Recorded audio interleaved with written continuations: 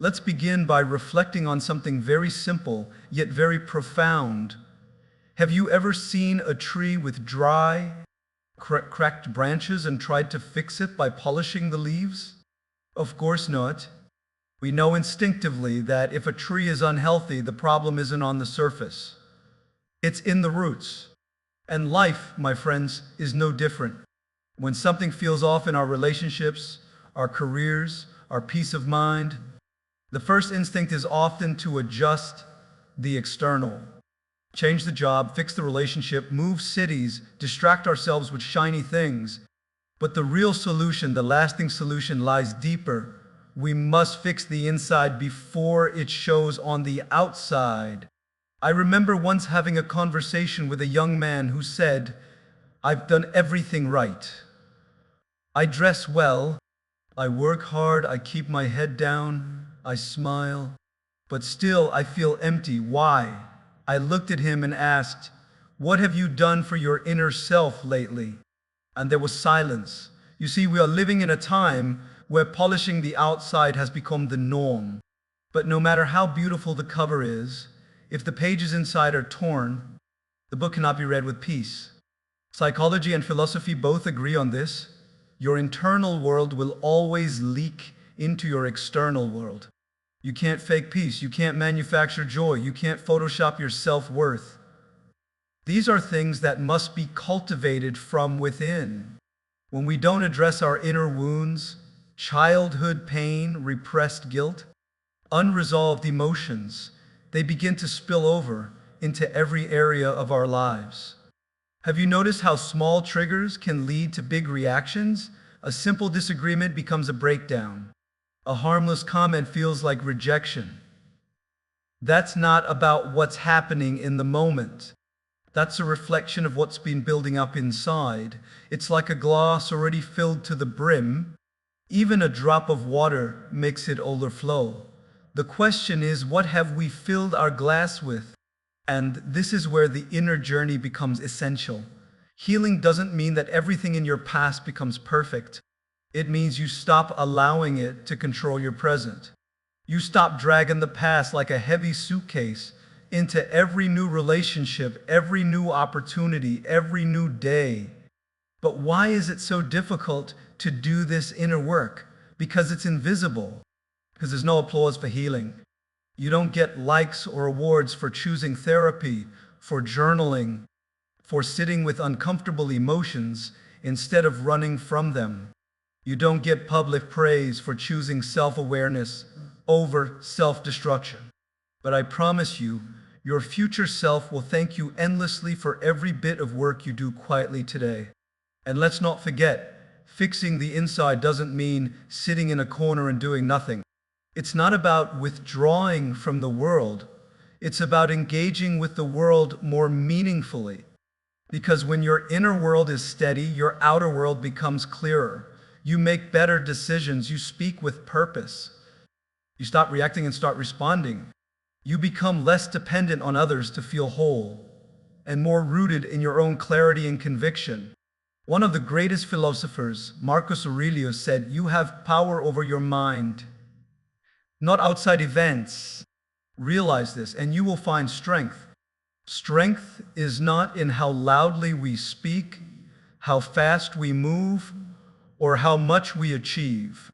True strength is in how silently and steadily we carry ourselves when no one is watching. It's in being able to sit with your thoughts, confront your fears, and still choose kindness towards yourself and toward others. You know, I often tell people, before you light a lamp for the world, make sure your own flame is burning strong. Otherwise, you will keep trying to give light while you're running on empty. And eventually, that emptiness catches up. It shows in your words, your posture, your relationships, your choices. People feel your energy before they hear your words. And that energy always flows from within. Now, this isn't about being perfect inside. No one is. It's about being aware. It's about asking yourself the harder questions. What am I carrying that no longer serves me? What pain am I still pretending doesn't exist? Where am I acting from fear instead of love? These questions are uncomfortable, but they are the doorway to inner freedom. Because once you begin to heal from within, everything begins to change, not instantly, but gradually, subtly, deeply. The people you attract shift. The opportunities that come your way feel more aligned. You begin to walk differently, not with arrogance, but with presence, because you're no longer trying to escape yourself. You've made peace with who you are. First, and here's the most beautiful part. Once your inside begins to align, the outside doesn't need to be perfect. You stop needing everything to go right to feel okay, because your well-being is no longer in someone else's hands. It's not hanging on external validation. It's rooted in something stronger, your own truth. So Alita, let's talk about the voice that never leaves us. The one inside our own heads. Because after the wounds begin to heal, and after we decide to stop running from ourselves, what we're left with is this ongoing dialogue. The thoughts that shape our self-image, guide our decisions, and build the life we either enjoy or endure. It's easy to underestimate the power of these thoughts because they're invisible. But invisibility doesn't mean insignificance. In fact, the most powerful forces in our lives often are. Your thoughts are not just passing ideas floating through the mind. They are blueprints. Every word you say to yourself is building something, either a home where self-respect can live, or a cage made of self-doubt. And the tragedy is, many people are trapped in cages they've unknowingly built, bar by bar, with thoughts they never questioned. We often blame circumstances, people, or luck for the way our lives unfold. But have you noticed how two people can go through the same experience and come out with completely different outcomes?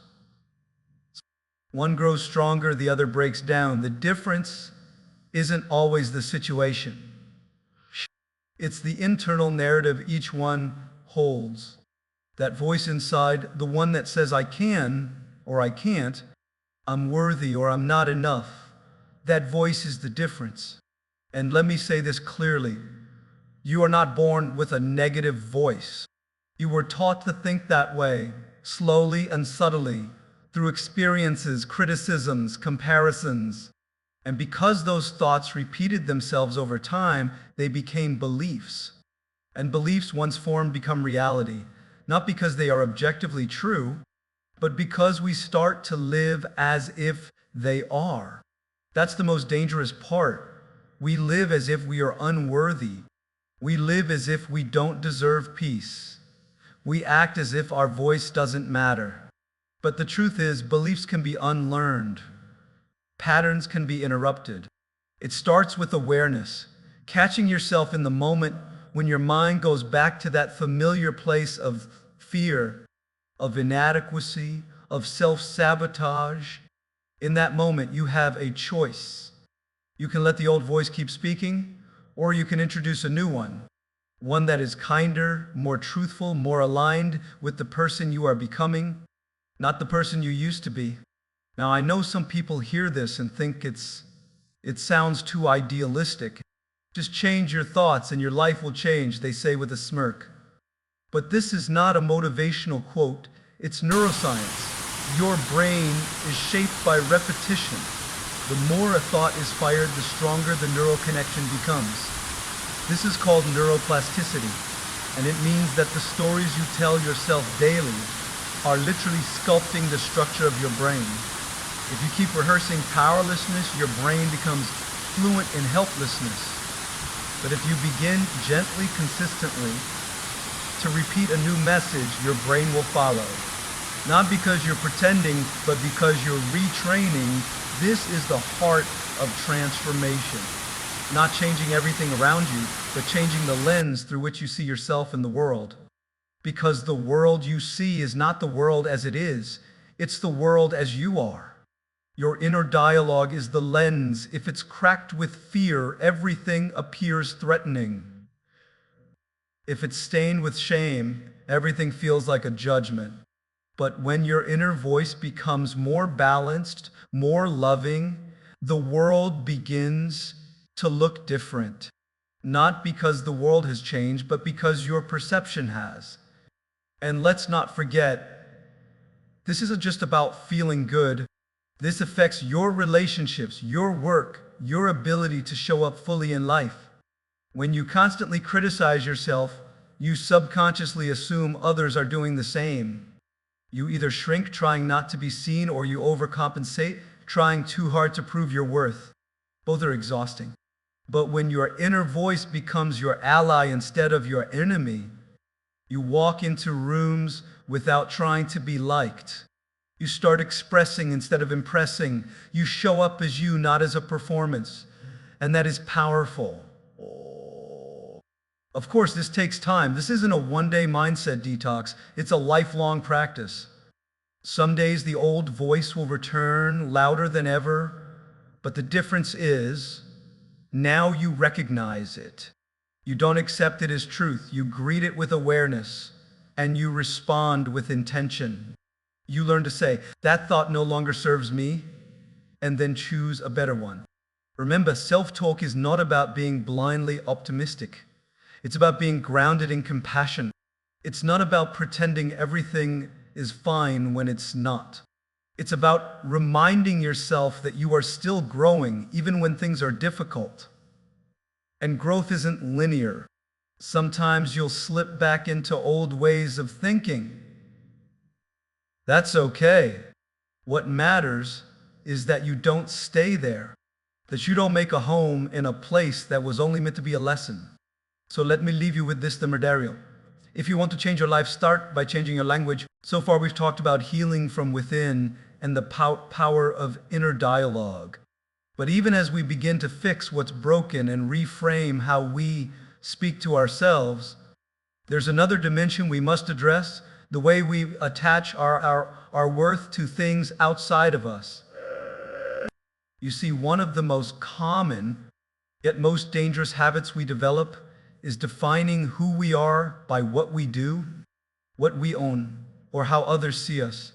And over time, we forget that our value was never meant to come from the outside. It was always meant to be remembered from within. We live in a world that measures success by visibility. If it's not seen, it's not celebrated. If it's not posted, it's not praised. We are taught, often unconsciously, to perform instead of live, to accumulate instead of connect, and to chase the illusion of having it all as if it's the same as being fulfilled. But here's the truth no one talks about enough. You can be everything society told you to be: educated, employed, admired, and still feel completely lost. Because when your identity is tied only to what's outside of you, you'll always be one failure, one rejection, one setback away from feeling like you are nothing.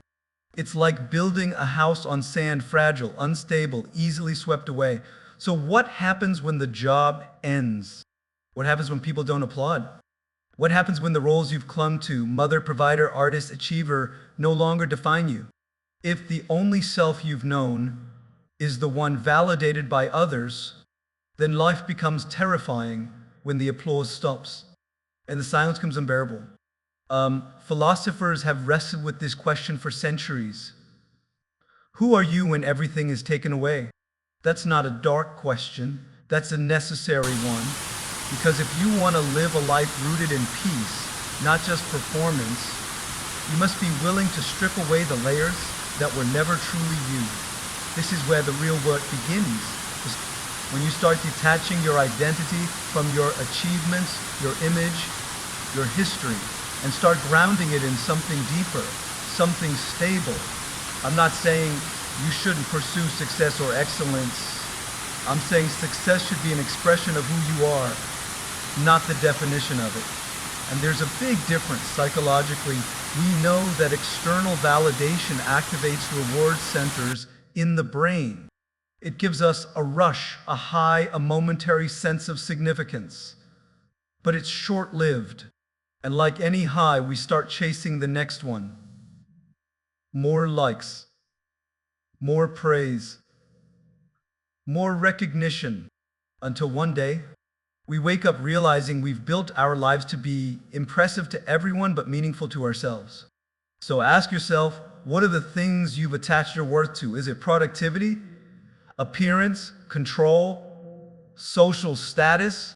Now imagine losing that thing. Who would you be without it? Would you still believe you're enough? These questions aren't meant to scare you. They're meant to free you. Because once you begin to define yourself from the inside out, you become unshakable. You stop living in fear of loss because you've stopped outsourcing your value. You stop comparing yourself because your sense of self is no longer in competition with anyone else's. You find a strange, beautiful calm, even in chaos, because you're no longer trying to prove your worth. You're just living it. Detaching from external validation doesn't mean becoming indifferent. It means becoming intentional. It means doing the work not for applause, but for alignment. It means being kind, not for credit, but because that's who you are. It means walking away from things, even good things, if they no longer reflect your truth. This is not easy work, because the world around you will keep telling you that you need to be more, do more, have more. But your soul will whisper something softer, just be real. And that whisper is what you must learn to trust. Dream's confidence doesn't shout. It doesn't beg to be noticed.